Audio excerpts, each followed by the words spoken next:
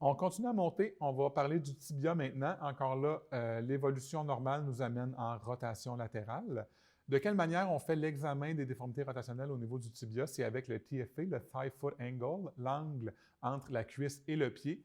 La méthode optimale de le faire, c'est comme on voit sur la photo, c'est avec le patient qui est en décubitus ventral sur notre table d'examen. On replie le genou à 90 degrés, puis on mesure l'angle entre la bisectrice du talon et le fémur.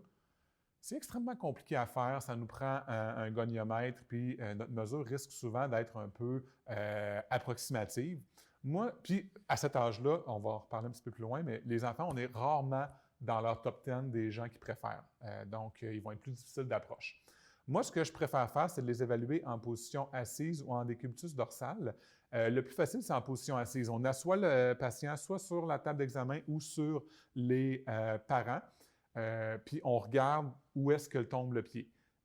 On vient éliminer complètement l'influence de la hanche. On a vérifié que le pied était droit et qu'on n'avait pas de métatarsus adductus. Fait que l'angle qu'on va avoir va être l'angle de notre torsion tibiale, va être l'angle de notre thigh foot angle. Fait que ça nous permet d'avoir une approximation, de voir est-ce que c'est droit, est-ce que ça tombe vers l'intérieur ou vers l'extérieur. Puis on peut l'évaluer également avec le patient en décubitus dorsal, en alignant comme il faut notre rotule perpendiculaire au plafond, puis en venant vérifier le positionnement des deux malléoles.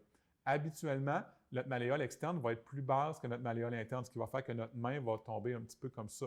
Quand on a un patient qui va avoir un angle cuisse-pied qui va être négatif, qui va avoir de l'endogyrisme, mais souvent, nos doigts vont être plus situés à la même hauteur. C'est une manière approximative d'arriver à notre résultat chez un patient qui est peu collaboratif.